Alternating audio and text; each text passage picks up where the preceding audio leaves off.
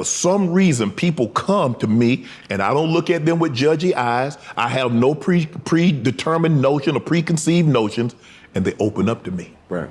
That's what they're upset about. Because if you look at a lot of these people that's been on other podcasts, they don't do the views that they do when they come on Club Shay Shay. Correct. So it seems like not everyone is thrilled with Shannon Sharpe using his platform to tell the truth.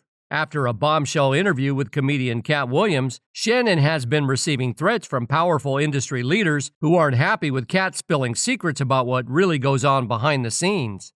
But that's just the tip of the iceberg. Right after Katt's explosive interview, Shannon invited Monique to the show, and she didn't hold back on her issues with industry giants such as Tyler Perry and Oprah.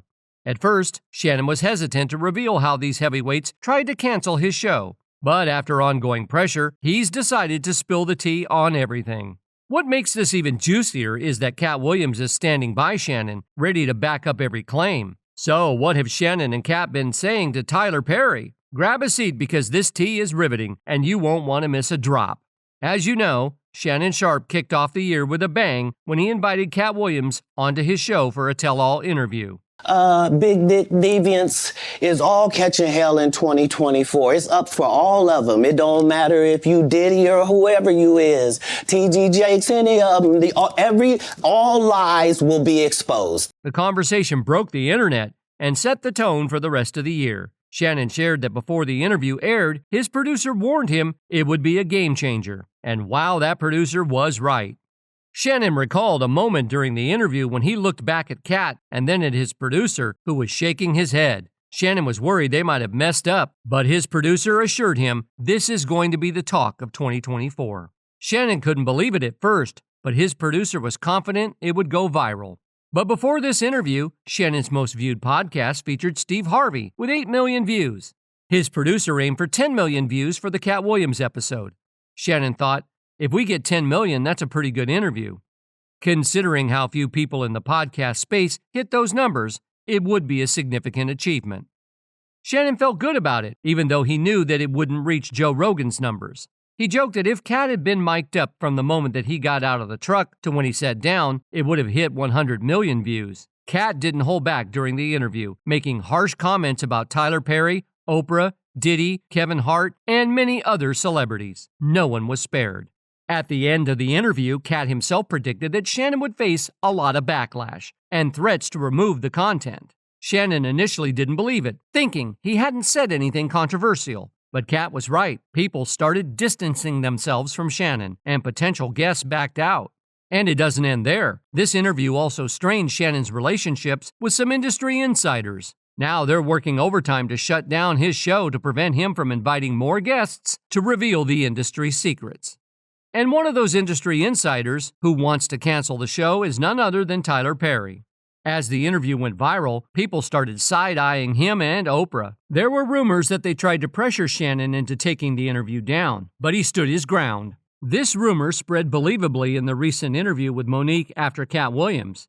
According to Monique, Tyler Perry and Oprah used Kevin Hart to completely sabotage her career. She recounted a fallout with Kevin years ago when he invited her on a special episode of his podcast, Gold Mines. Now, you know when Katt Williams said gatekeepers? Yes. Kevin Hart, I do his podcast. Yes.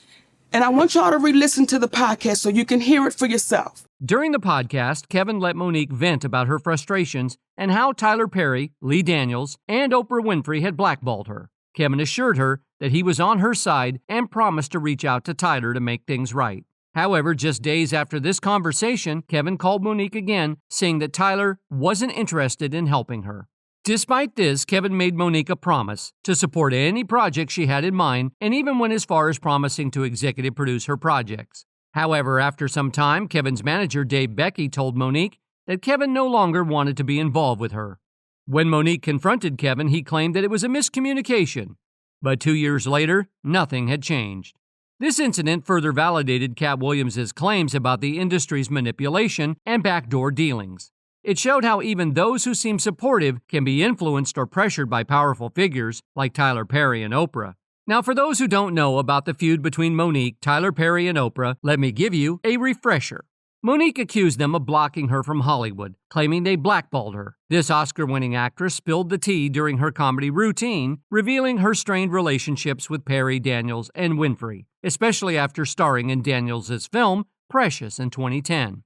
Back in 2015, Monique first talked about being blackballed by this trio. Daniels responded, saying her demands during Precious didn't align with the campaign and soured their relationship with Hollywood. During her Apollo set, Monique added that she wasn't exactly blackballed, but rather whiteballed by some black individuals who lacked courage. She thanked Lee Daniels, Tyler Perry, and Oprah Winfrey, saying they weren't paying her equally or treating her fairly. Monique emphasized that she couldn't stay silent about the injustice. Monique also revealed Oprah invited her brother and parents to her show without discussing it first. Monique had already bravely shared in a 2008 interview with Essence magazine that her brother had essayed her. However, what wasn't widely known was Monique's strained relationship with her parents, who she felt had dismissed her trauma. Oprah knew this because Monique had confided in her while preparing for her role in Precious. So you can imagine Monique's shock when she discovered that Oprah had not only invited her brother, but also her parents to discuss her ordeal on the show without informing her. It was a move that left Monique feeling betrayed and blindsided. She vividly recalls seeing commercials featuring her family members, a painful reminder of Oprah's betrayal of her trust. Monique explained that when Oprah initially reached out to her, she only mentioned her brother and tried to persuade Monique to join him on the show. However, Oprah conveniently left out the part about inviting the rest of Monique's family. If she had known, Monique insists she would have put a stop to it immediately. Oprah Winfrey called us up, and she said my brother wanted to come on the show. Your older brother you described as a monster, and he abused you. Yes. From the time you were 7. How did he abuse you? Are we talking about abuse? Yes. The fact that Oprah and Tyler Perry are friends only adds more to the drama of the situation. Some think Monique is stirring up trouble, while others believe Perry and company owe her an apology. However, this issue wasn't noticed as much back then because Tyler Perry and Oprah were basically giants in the industry. Anyone who got in their way would either get blackballed, canceled, or worse. Their towering influence meant that any controversy or conflict involving them was quickly overshadowed by their continued success and dominance. Tyler Perry, with his groundbreaking work in Atlanta theater and a string of media hits, seemed unstoppable. Oprah Winfrey, a powerhouse in her own right, had a similar commanding presence. Together, they shaped the entertainment landscape, and their decisions had major repercussions for those around them. For instance, when Perry fired the 4 writers from House of Pain who were pushing for union contracts, it was just one of many controversies that seemed to barely dent his reputation. The industry's response was largely muted, overshadowed by Perry's successful shows and lucrative deals. Similarly, when the actor unions took a stand against him in 2015, it was another blip on the radar of his vast empire. On set, Perry's reputation for demanding last-minute changes and pushing actors to their limits added to the growing list of complaints. Brandon Jay's TikTok revelations about the grueling conditions on Meet the Browns highlighted the intense pressures actors faced, but didn't seem to significantly impact Perry's standing. So we literally run the entire episode for him, and he hates it. Does that mean I have to learn a whole new script? Yes, that's what it means. Mr. Perry, on the spot, starts rewriting the entire script, and he's feeding me the lines to say, and the director is kind of standing on the side like, you better do it, because if not, they will fire you. Now there's swirling gossip about Tyler Perry's personal life, suggesting he might be projecting his own repressed feelings onto younger black male actors. Rumors have been circulating that Perry could be exploiting these actors in the industry. Adding to the drama, actor Christian Keyes recently posted a tearful video on Instagram, revealing his own painful experiences with industry power dynamics. In this video, Keyes spoke about a powerful individual who allegedly bragged about having numerous young black men on their payroll, hinting at possible exploitation. Christian Keyes, who has had a long-standing professional relationship with Tyler Perry from Diary of a Mad Black Woman in 2005 to the more recent TV series All the Queen's Men, stirred controversy when he shared these distressing details. Given their extensive history together, many are now speculating if Tyler Perry might be the unnamed figure in Keyes' story. I have recordings of them confessing that, the other guys that they have on the payroll, all of the above, And the difference is, the wonderful thing about confidentiality agreements and non-disclosure agreements is that they can't prevent you from turning all of those things over to the police. Now, considering all of this, is it safe to say that Tyler Perry has a knack for bringing down anyone who crosses his path? Known for his success in Hollywood, he's rumored to have a habit of sabotaging fellow black actors, and Shannon Sharpe is no exception. Sharpe even revealed that there are powerful figures in the industry trying to get his show canceled. With this revelation, everyone's curious about who these giants could be, especially after the exposés by Monique and Katt Williams. One of the prime suspects in this drama is Oprah Winfrey, who's closely tied to Tyler Perry. Oprah is also a major player in the industry, known for her powerful influence and willingness to defend her reputation fiercely.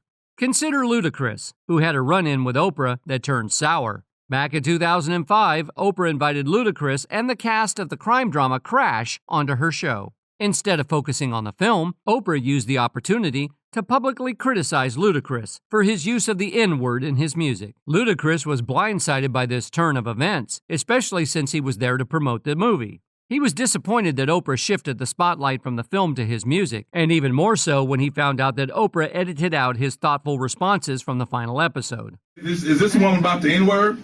This was about the movie. I do remember. Yeah. She cut you off. Right. She edited out what you had to say. Pretty much. Okay. That's what it came down to. That was the only time I was on Oprah. Okay, and then whether we get invited back or not. This incident left Ludacris feeling embarrassed and unfairly portrayed. It highlighted a trend where Oprah uses her influence to scrutinize and criticize black men, often for the sake of boosting ratings, a practice that has sparked criticism from many quarters. In addition to this, Oprah's handling of James Frey, author of the memoir A Million Little Pieces, further stirred controversy. Initially endorsing the book in her book club, Oprah confronted Frey on her show after it was revealed that parts of the memoir were fabricated. She criticized Frey for betraying readers' trust, a moment that sparked significant debate and embarrassment for him and his publisher. These numerous voices in Hollywood accuse her of being a gatekeeper, someone who wields immense power to manipulate and control situations for her advantage. This notion aligns with what Katt Williams has revealed about gatekeepers in the industry. Williams has spoken about how influential figures can act as barriers, preventing others from gaining access or success. Meanwhile, other industry insiders seem to gain access to success easily without putting in the same level of effort. Have we heard of a comedian that came to LA and in his first year in LA, he had his own sitcom on network television and had his own movie called Soul Plane that he was leading? No, we've never heard of that before that person or since that person. What do you think a plant is? Now, aside from allegations of blackballing and gatekeeping, Oprah is also under scrutiny for her associations with certain industry friends. Beyond her ties with Tyler Perry, she has had a notably close relationship with none other than Harvey Weinstein. Their connection has been described as tight as glue, and it has raised eyebrows, especially given the serious allegations against Weinstein. Despite Weinstein's public exposure for his questionable behavior, Oprah remained a staunch supporter of him. Their relationship spanned over 2 decades, during which they were frequently seen together at various events. Oprah was involved in movies produced and distributed by Weinstein's company, further solidifying their professional bond. The close association with Weinstein has been heavily criticized, particularly by right-wing media, which has brought attention to their numerous public appearances together. Photos of Oprah with Weinstein have surfaced, and critics argue that given their long-standing relationship, it's implausible that Oprah was unaware of Weinstein's actions. There are claims that Weinstein used his friendship with Oprah to gain credibility and manipulate women. Aspiring actresses reported that Weinstein's association with Oprah made him seem trustworthy and promising, only for him to exploit that perception for his own gain. In response to the Weinstein scandal, Oprah attempted to shift the focus to the broader issue of systemic mistreatment across various industries. She argued that solely targeting Weinstein would overlook the larger problem. However, this response has drawn criticism, with some suggesting that Oprah's efforts to deflect attention from Weinstein might be an attempt to protect her own reputation while broader industry issues remain unaddressed. What's happening with Harvey Weinstein? I know you posted on Facebook already, but you haven't kind of spoken yet publicly about what's going on. I think that this is, I'm always trying to look for the rainbow in the cloud, whatever is the silver lining. And this is what I do know for sure. when something this major happens, when you have the fallout, 50 women coming forward, that it's a watershed moment. Further controversy arose when Weinstein claimed that Oprah had reached out to him offering support after the allegations went public. Oprah's team, however, denied any direct conversation between the two, stating that Oprah was only interested in pursuing a journalistic interview for 60 Minutes.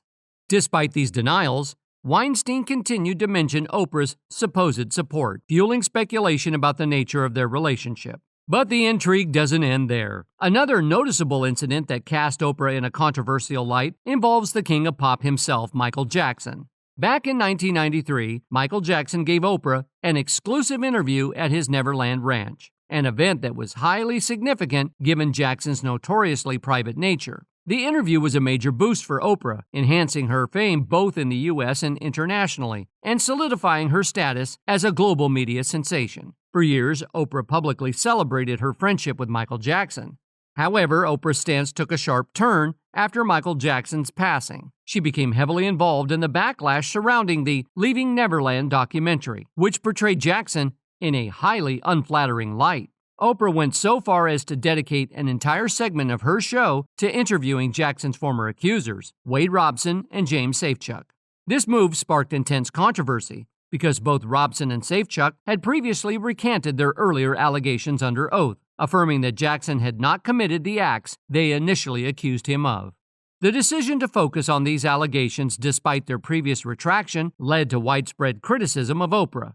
Many felt her actions seemed contradictory to her earlier portrayal of Jackson and questioned her motives. This incident further complicated Oprah's public image and added to the growing list of controversy surrounding her professional choices and relationships. It's confusing, the word abuse, when you say, because as you just saw in Leaving Neverland, that as young boys, these two men did not feel abuse until much later on in life. But that's not all there is to Oprah's controversial engagements. Remember when Oprah endorsed a Brazilian spiritual healer named John of God? She didn't just sing his praises, she flew to Brazil to meet him and featured him prominently on her show. It was all part of her promotion of this charismatic figure who seemed to offer hope and healing. However, things took a dark turn when shocking revelations emerged about John of God. He was later found to be involved in horrific crimes, including human teaking and exploitation. Reports detailed how he kept women chained, forced them to bear children, and then profited from selling the babies and their organs. The scale of these atrocities was beyond comprehension and deeply upsetting. When Oprah found herself embroiled in this scandal, her response was nothing short of surreal. Rather than addressing the controversy or issuing an apology, Oprah seemed to disappear from the public eye. She swiftly erased all references to John of God from her platforms, creating a bizarre void where his presence once was. No official statements, no explanations, just a puzzling erasure of his existence from her world. This vanishing act left many wondering how such a major endorsement could simply disappear without a trace. It felt like a surreal episode, as if stepping into the realm where reality and perception blurred. You might wonder why this scandal didn't erupt into a full-blown media frenzy in the U.S. Some speculate that Oprah's significant behind-the-scenes influence might have played a role in quieting the controversy before it gained widespread attention. Despite her public image as a philanthropic powerhouse, including her celebrated South African girls' school, there's more to the story. Recently, that very school faced its own troubling controversy. A matron was arrested over allegations of misconduct involving female students, casting a shadow over an institution once praised for its noble mission. Adding another layer to the drama, singer Seal suggested on Instagram that Oprah might have been aware of Harvey Weinstein's misconduct, but chose to ignore it. His comments fueled suspicions about Oprah's integrity, questioning whether her public persona as a beacon of empowerment concealed deeper contradictions. Then, just 5 days after Seal's criticism, he faced battery charges, which were later dropped. Rumors swirled that the charges came only after Seal's public criticism of Oprah. Katt Williams even suggested that Oprah might have orchestrated an attempt to bring Seal down, regardless of his innocence. It seemed like a quest for revenge, potentially targeting an innocent black man in the process. In an eerie parallel, Tyler Perry appears to be following a similar playbook. He's been accused of cutting down anyone who tarnishes his name, mirroring Oprah's alleged tactics. Shannon Sharpe, meanwhile, has been vocal about feeling targeted, suggesting that powerful figures in the industry are trying to cancel his show. Katt Williams stands by Sharpe, ready to expose anyone who comes after him. What do you think about all this? Do you believe Tyler Perry is attempting to cancel Shannon's show? Comment down below. And while you're here, make sure to like, subscribe, and check out our other videos for more content like this.